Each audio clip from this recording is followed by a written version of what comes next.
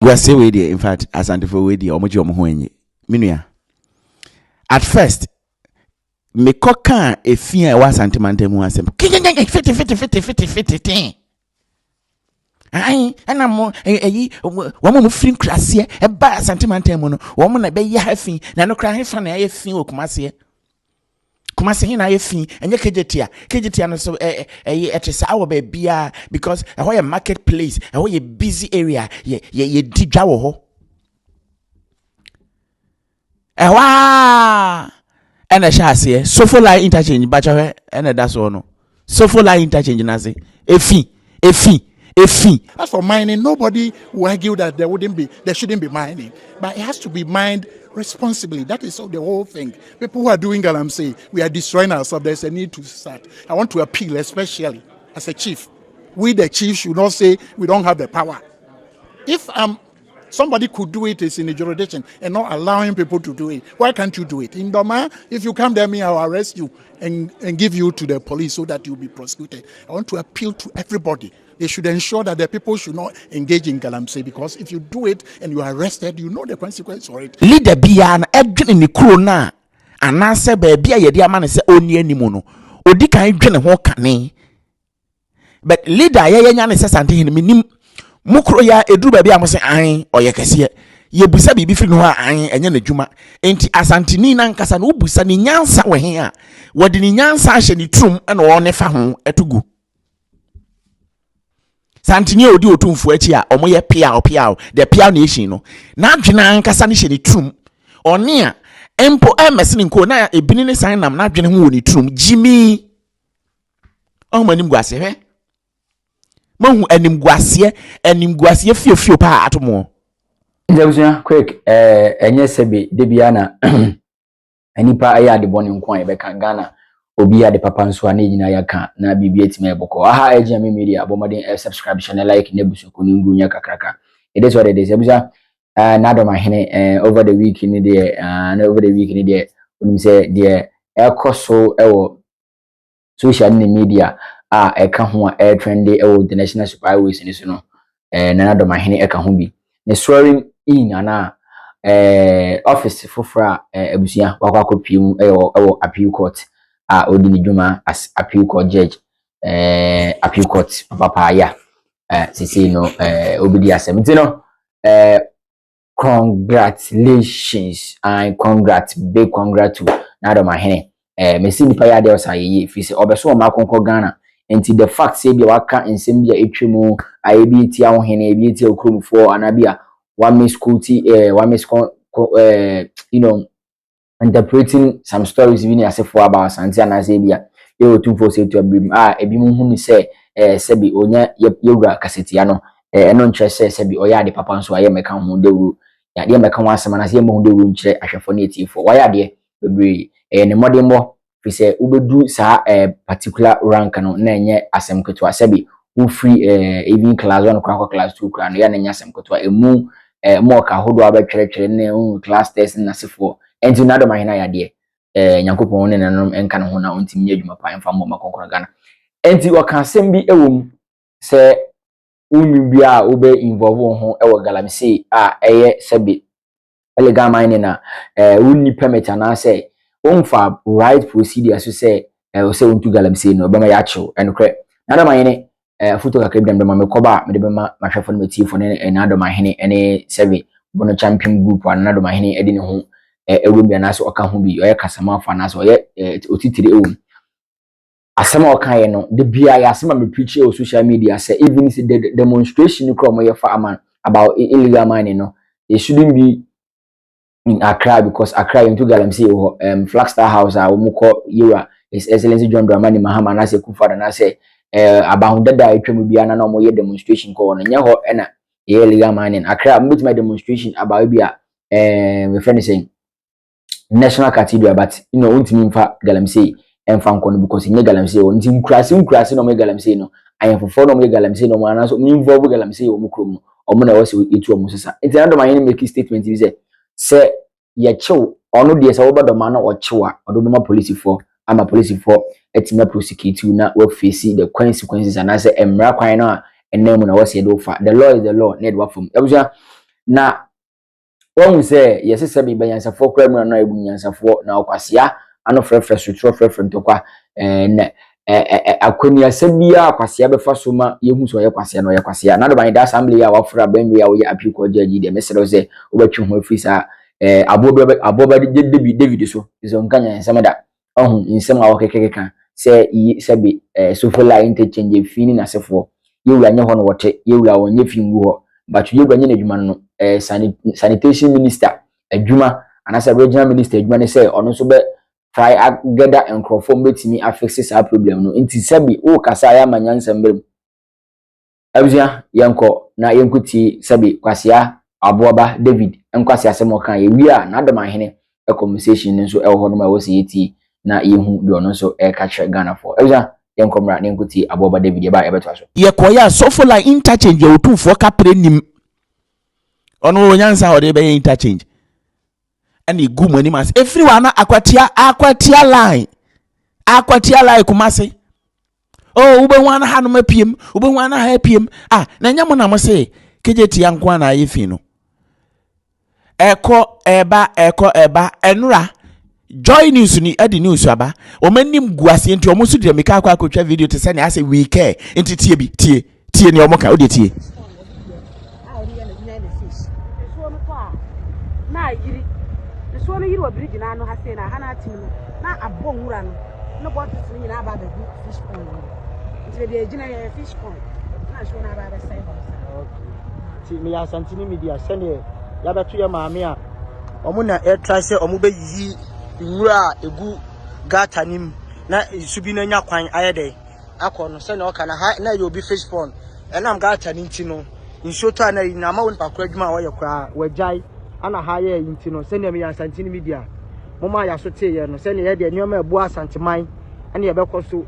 na nyoma ebu asanteman ye bekoso ama amanfo ehu nyoma ese ne ekoyie no nti ye wo ahojo runabout eko Georgia Hotel hanom sei je nsuo no aye ni nwura pa entontom okumase mpotamu ni enti me nua santini da ba na mo beja ahomaso ahantan na mo agye atum se mo ni leader e wo mo krom ho da ben enkosi da ben oyonko nya esika no wo twi sika ni nyina de kwa amanoni me twi wadwen sisu se me nua enye se na leaders eda wo msuban adi leader bia na edwene ni kro na anase ba bia ye de amane se oni animu no odi kan dwene ho kane but leader ye nya ne se sante ni nim mukro ya eduru ba bia mo se an oye kese ye busa bibi firi no an enye na dwuma enti asantini na nkasa na ubusa ni nyansa we he a wodi ni nyansa ahye ni trum na wo ne fa ho etugu santini odi Otumfuo achi a omo ye pia the pia nation no na adwena nkasa ne hye ni trum one a empo ms ni nko na ebini ne san nam na adwene ho woni trum jimi omanim guase he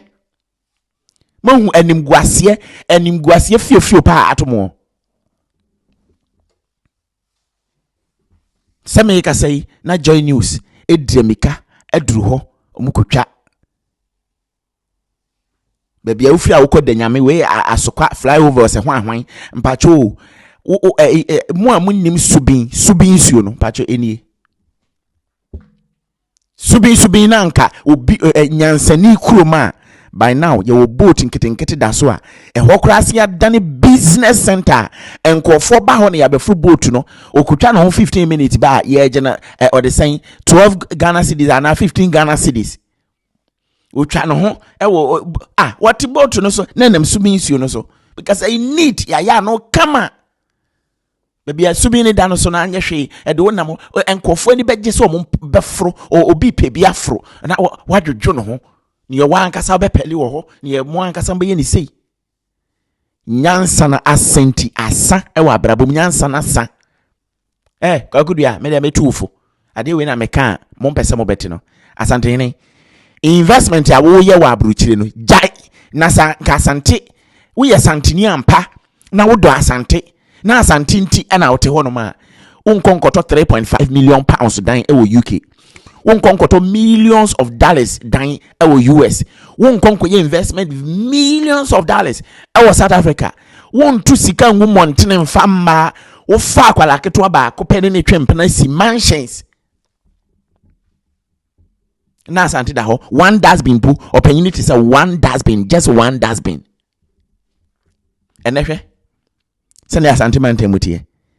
e kuro na ye fi sei tabam wo ba ye bibia wo honu bia ye bodin say we de nananom anase kane mpanyimfo e ba ye na ye ya yenya ye enne wuni bi de na asante hene wo ba ye Kumasi library waguno Kumasi zoo waguno KMA waguno oda so je enne Otumfuo da so je akatua wo KMA Children's Park waguno mama mani amre enka Ohene David Children's Park ya ba besi ka maso enehwe ane Kumasi nyefi bia babu ana o mamba Kumasi ne ve fi kwasi ampafo edi enie ana di eni anim guasefo fi asefo fi nka fi nkra we nkoma ye nua masante fo nkwase ampafo agimi fo kraman na moti abrochire no ubia ni ho ya de hye ambache wo twitwitwi nkofo bini mesrew momo modena masini kofie o ba besene ko o de sen Dubai a me hu Dubai ni sorry a woni nam na ohohoro nkofo toilet so ye tuaneka Dubai Ohene eni di omoman so te sante hene agi ata ni ase na ha kuruma ha me bia ye media ai Ohene bia wo da asase yi kuru bia no wo hwa asase no so na ama me keke wo ye hwesuni media bacho unya ya chenje semu ya ye pesi hu development mo fa chamio ye pesi hu development ankasa ewo asante tisani ye koso Dubai kata o mama meji kuro nta wani ase na sorry ana otwe yesika na de kwa mono ne wotumi nya good e de chemusu ate ya ni tiri ho sonkonsuo ne echafo ya ba yi ni ti ho e ma ne de kwa wale dodo wontumi nya good mfa ma asante se monyi we na monto na monfa nto das mesisi krom na monfa mpra krom ya baba be gina hon ma be yo ho te se ne ase ne wo no wo ya Ohene bia ma ya kan leader ajama munim leaders sia nti we ane ngwa ase asante hene waje e wona bera bo mpacho no ane de baba kire mu no onye hui we ni hwe e de ma asante man wo monike wom nti mi ka kire o se kwan bia akwase abefa so ama yehu se wonim nyansa bia no ye befa so ma yehu se onim nyansa yeru apem so nye na sade ne se obeprapra gatem chimie se okrom hene o Ohene ba David se obeprapra gatem obobo won mamu nanu makopra gatem a eye wawasem enti ene ye wa yi boss anase zoom lion for epeni wo ho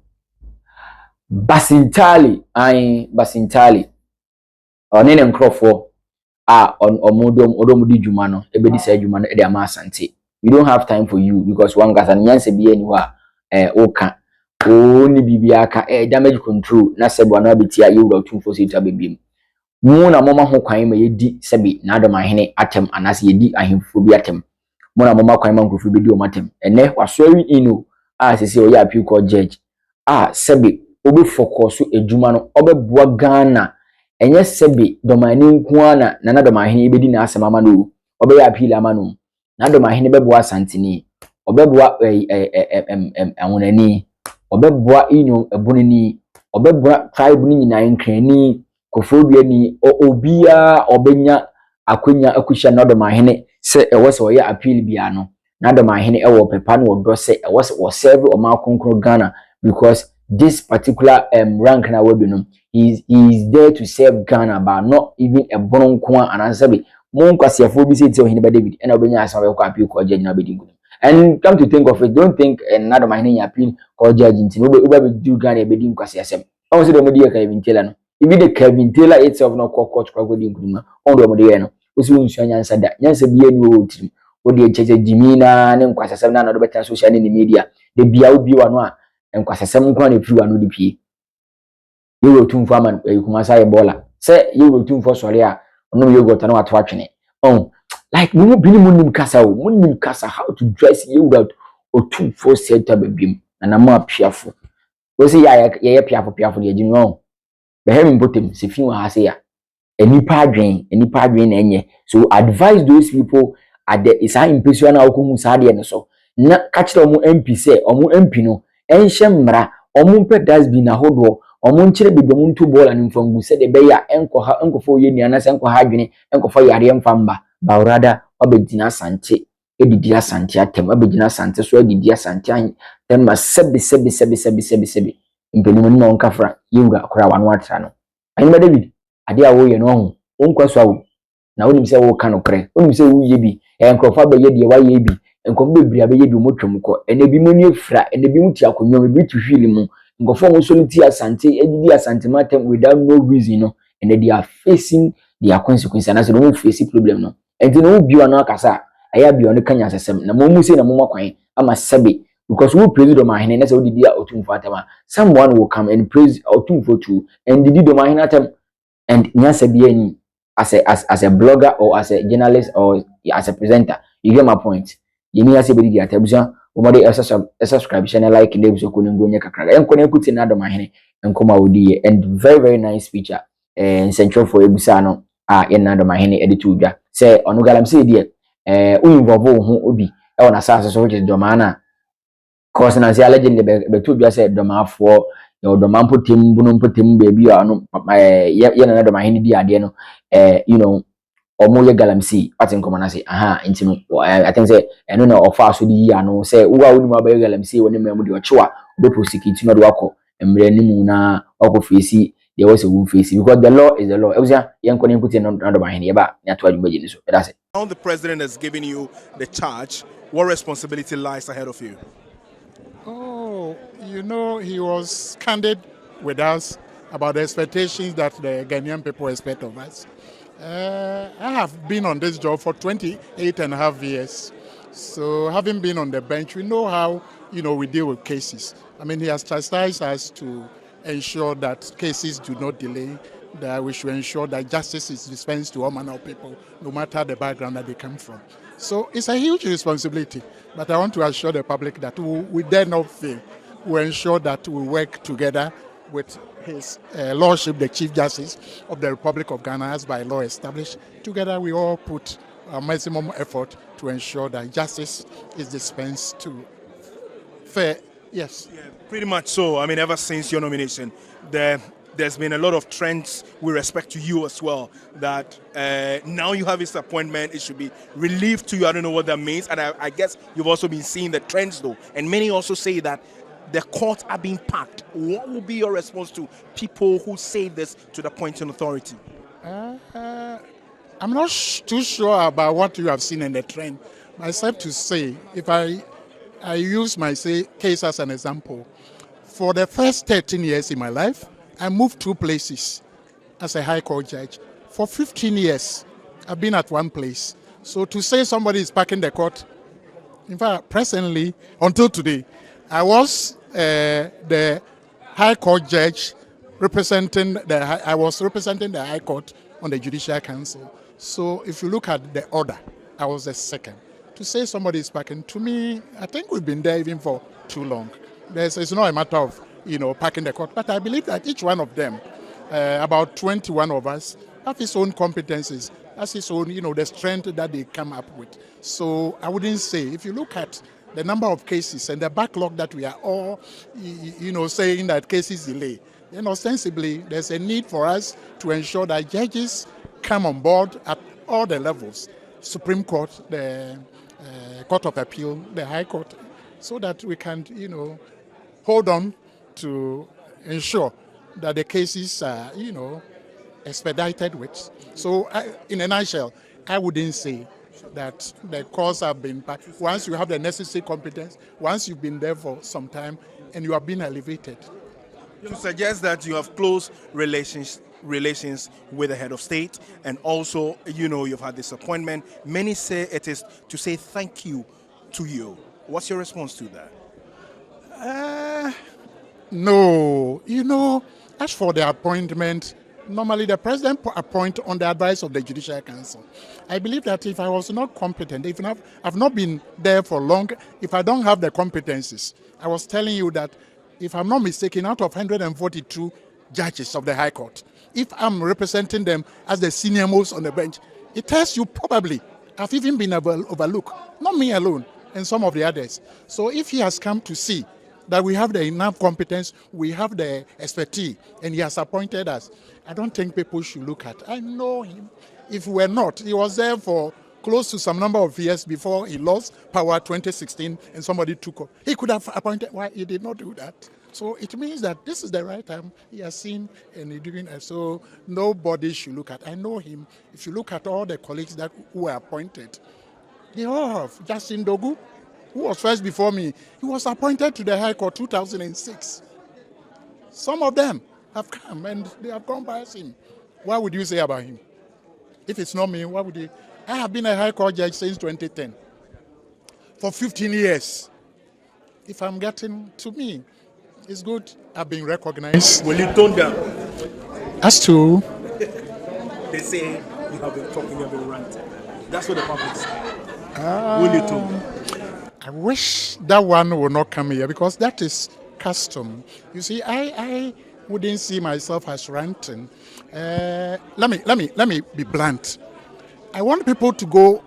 and see 2007, 2011, 2007 during President Otumfuo'S time.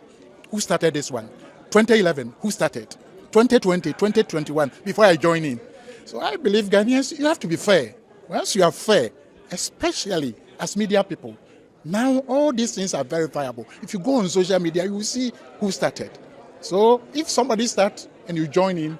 I see this one. Judiciary is different and the chieftaincy is different. I've been on this stool for almost 26 and a half years. Galamsey the illegal mining did not start yesterday.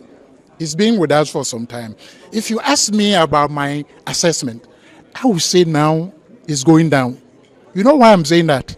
If you look at some of the steps that have been taken, before we're not hearing about the people in the blue, the water gas and all that. We're not hearing all that. You understand? People have invaded the forest reserve. We're not seeing that. Before this regime came, I know for a fact, because of the work that I do, 9 forest reserves have been taken over. Now that situation has been kept down. I wouldn't stand here to say that Galamsey is gone. It's still with us. But I believe that if you look at now the seriousness, I want to encourage whoever is in charge, the Minister for Lands, government, the people of Ghana. We should ensure that we nip this situation in the bud. So far as I'm concerned, except at times I'm not in Dormaahene, but I want to assure the people that so far as that area called Dormaahene, once you are there,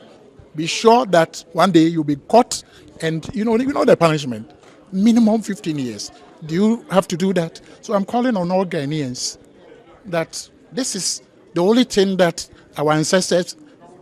left for us, so we don't have to destroy the water bodies. We don't want to destroy our cocoa farms, and ensure that we do farming in the right way so that we can all be happy as Kenyans. So you think that the meeting is in the right direction? Of course, yes. A state of emergency, you think? No. It has not come to that. Let's look at how much we garner in respect of mining. I mean, once you declare state of emergency, the question is who can do? If we are not able to get that resources, there will be a gap. How is government going to? So there's a need for us to do it. As for mining, nobody will argue that there shouldn't be mining, but it has to be mined responsibly. That is the whole thing. People who are doing Galamsey, we are destroying ourselves. There's a need to start. I want to appeal, especially as a chief. We, the chief, should not say we don't have the power. If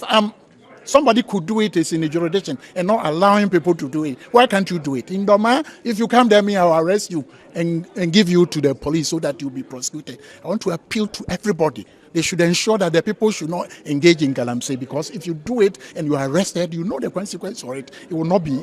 good for all of us. And the way Dormaahene nkoma obedi nkoma no de pa waya di pa nana ebo abaso se de meka no adwumaden ene adesua ene modembo ana otweda mpokwa mbasi ya Dormaahene adom ama yapagyaw mu yewura His Excellency John Dormaahene Mahama na nkoma obi dey politics and political then politics oye na se for debi mo bi amfa ngwa politics and adwumaden because obi ani ho a ye be pagyan mu prekope se on free one go to debi adwumaden even police kura no pese ye promote we ko DSP ni na se for sergeant no ho ahwan ne kopo no ahwan a kwesi se obedu IGP na enye dwuma ketwa so ati ase ye papa tete yehunu Joshua yehunu position na odi anase bia ye papa dampare a otwa mu as ex IGP and as a former IGP no and yes be peja ye sole ya na peja ne so mvam besin koji IGP and juma den exams ahodo twetwe ye ne nema wo ye I mean ura no the juma den na Ghana for ehwe ya ye MPP aban abanda da twemu ko etimi ehu se na juma pa obo ma o ma konkro Ghana edim na eso ni no obedi enim a ebebo o ma konkro Ghana ayama ye etusu no as IGP Inspector General of Police obedi omonim nti abusua obi bia hard work in edini koduru baby a wakwa koduru no nti what we are saying is na Dormaahene mu apiafo waye ade waye adwumasom waye adwumasom pa e ama konkro Ghana and judges and lawyers and other staff no they know na adwuma pa waye nti na epeja ne rank mode kono nti no na Dormaahene Israel sabri ya epeja omo akosi ekodukodu de o ye Ghana nyina de onya asante nko ade se de wo ka no no krese sa se obi ye galamsey obi involve galamsey na enyem mrakwan so na obechi no na ya prosecute no party nko na ya prosecute no na ye embrani media I think say ebeye kama pa I think say ebeye kama pa nti misremo na Dormaahene say on fulfill ne promise na bibia intimi enye boko mfama ofia nim say abusia bomodin subscribe channel like na ebusuko na intimi ngbu na enye kakraka say nasi edi mfufura de aba about galamsey galamsey asey yensa asey yenwuma asey chese yensu ni ahodo na ye forest ahodo nti sa na Dormaahene sisudua aka chensentrofo aka che Ghana fo nyina say wa promise ye say obi apia oni mamobia no obechi na prosecute na sanso ne yestress ahemfufo ni nyina no nyese na Dormaahene ye bia high court judge nti na o kamba o kan say na doma opie mu ho a nye doma no odi ni api judge o anase ne we ni ho ne law den o practice ho o practice ma the whole Ghana ba as Ohene a odi oman so me say those call galamsey ekoso nyina ya ahemfufo no mo wa ekronkru na enkru na ye de ama omo no se doma na Dormaahene ekru a no se odi aha anafo we de ama we a we Ohene na odi sa we no we asase no so no ono na edi sa adwuma no because obi ntimi mako no metu galamsey abra won consult Ohene anase mpenifo moko mu patin koma na se enti obi beba kumase asante aba betu ebi agudi a yemfa ekuru bi se bia ye friend say antoa ye nkasa antoa mutu wo be antoa ba ku antoa Hene se okọ bantima se bantima mutu galamsey wa je obetu galamsey ni se China ni oyo na ni o ntimi mfa ne pen mfa pikas enko bo bantima kan se wo tu obako hu Ohene bantima Hene anase bantima mpenifo patin koma na se di sam mpenifo na wo se o me ye ni biro mo so ye soro mo so san yemfo no di san yemfo ni na be so ya take bold decision take step abowura mu se obi biala otu galamsey bia no yen ye be for so no manajai no afamra kwan so se de ya ense yensu ense ye forest se bi ense ye resources a etwe mu nhia because areho asefem o hwe nasi a video de ababontia abusia ye very very hectic wu kra na owe nyina ede aho I think the mo kakra bi wa ha membo enne no bia na copyright issue ntino on but we be sure nti muni ba oko nasi epeja nasi edi new edi aba nti de galamsey ayi yensu ahodo say asay baby a de galamsey ayi de galamsey ayi o samo samo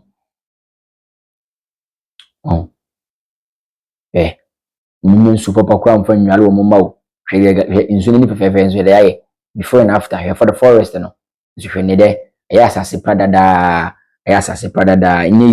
easy cry ya asase pradada nti no the yes hwe ne se Ghana ban ehu ye mobo na ombonwuram na oma bibia nti nyabakwa awuja aha na mbi besi ha ejia media bomade subscribe channel like de busu ko ne ngonya kakraka ohia ba David enyanse bia na etim dan Dormaahene sabe wa ba yi de we pagya mu emfa ho twitwi se be bloggers nkwasefo bi dise hima de video enye sa e be sa do ni ma ye form social media enye sa nkrofo do ni ma ye form social media ko se sei ahini we anase position we ya wakodi no e ka ahini no ma mu yeduru e ma nkrofo kra ohu ye nkrofo kra hu enye se ohu ye hu se won ti de nkrofo like nkrofo ka obi Ohene osan ya pi ko judge chalo nyi paketwa obi na no kra edu atem kra na sabi e wo se eye ni duru na se oye eye fede ma no sorting command so we do attempt ko echi yes Ohene ko yedi attempt but nechi go ntimi nkan zinanim ana ntimi kan public because ntimi go no fi so ati ase ba wodo ho hye bloggers bi di Ohene ba David ni omo nim nyanso no social media no so a be bia no nkofo de wani nie ene sabi utumi ene power wo e wa ban mu no ewo fane se emrani mu no omo de be eye efom ebasa emwa yenyina yi nipa baako na yenyina yi nipa baako asante doma enkran kofo bia hwanhwan yenyina yi nipa baako yitwe ho a emoje na beba nti no mu nyan kan bom na yenso ma konko Ghana na ema nyeyi se de be yenso ye chimba eba omo so ba beto ani mapa eja no ho no ye na no wa bone yesi ejanam ne ye fesi me enye bone ma ye ma ye na ya sefo ne beba no emfesi enye ne mapa enhyehyɛ ne ma ye na bibia ntimye bɔkɔ abusua aha na de bibia besi obade subscribe channel like ne buso ko ngo nya kakaka gina me spiritual na eba center obeni kofa by Dr. Nana Kwame Ponchichiku na so masen mam de dwumadi ede bra abusua ya nyutwi ene sa ene kyerede na yenko piem o wasoye ho ne nkwaji ayaresa se yare bi ti se bia stroke cancer heart failure kidney problem hepatitis B ni HIV ni ehun kono ba nyina no bomodi fako piem o wagina me spiritual na eba center problem bi da wo so da yesu bi a wo susunsun wo so da ye wonti ase wo so da na wo fi all teams of kra na enyu ho abomade efa na number na friend no join found in your dia bibia wo hwehwe bia no sisi kasem na ebo achi bi ede amo a yonkrofo mu ye adwuma na so mu ye adwuma sika na entimi nyina omo nsem echense abɔ ne nsem tokuro sika ne fa mu ana yera na ekɔ ohun ko obe spend na sika na sa obi ho nya sika pa onya sika na ne buso ni bia ayale ne ba yare onankasa yare no di sika na kɔ no ho bo so ne bɛkɔ na wiye na eka susuru no wasan bɔ mbosia kora 15 fukuru ndo asase bɔ mbosia eyi mam kakra bebia wo bia no bomode fa number na friend o wa buchiri ko bomode fa number na friend na ye odi keke na fa seno no the friend ebusa spiritual consultation no bra na bebe ye bi osena na de me koye no ebe ye di amame de ma ye twem de be ye di amame ebusa ose wo gishina baako 200 cedis wo kawo ma 300 Ghana because na pone 100 cedis na onye ebusa mfama e ho na boso no ba betene etiri so na waka wo hinta sam wo suma sam di akyerew de twem 500 years 100 years wo ebusu ni no be nyina edi akyerew na obehu ampa bibi obebi na ogene foundi eda yodia nti aye problem bia de mo ye shipping mo ye import and export mo to ade business people ne na sefo nyina mo to cars na sefo nyina mo nje twi ni kirada enkopiem e ogene me spiritual neighbor center obeni ko for by Dr. Nana Kwame Ponchichiku ne baba ne back akwara ketwa na se abemu aketwa 7 years a ne papa mo akwata mbehye no nkom second company no chi a okuchi aye Otumfuo'S eta bebim na asante ma eyi a okọ bara baby ane de the smallest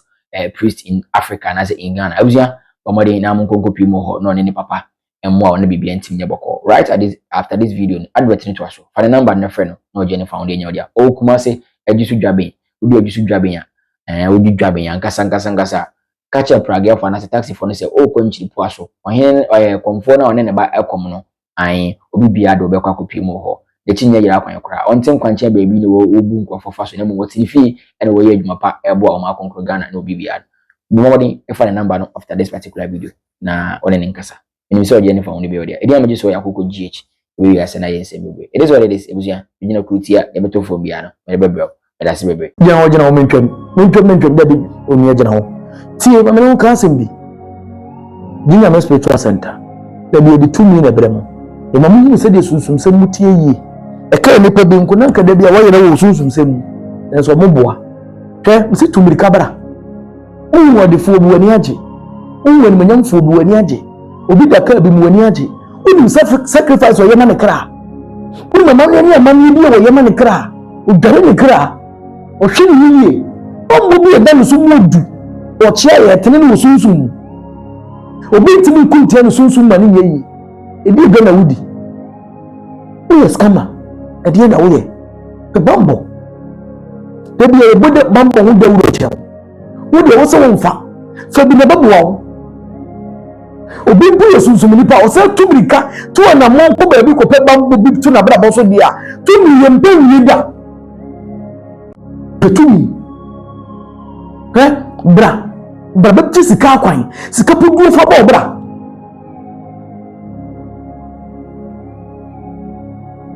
uri de bo adache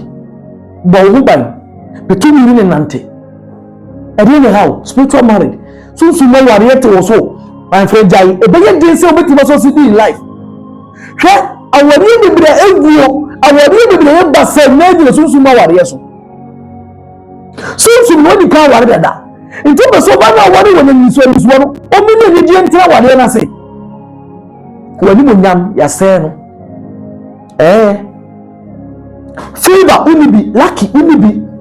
obi bi be fo bata ni sika se nwa no ko bu adwuma enye wo na wo mu no tumi na e de se wa bra bo ne bi aka no wo bi adwuma dia mo obi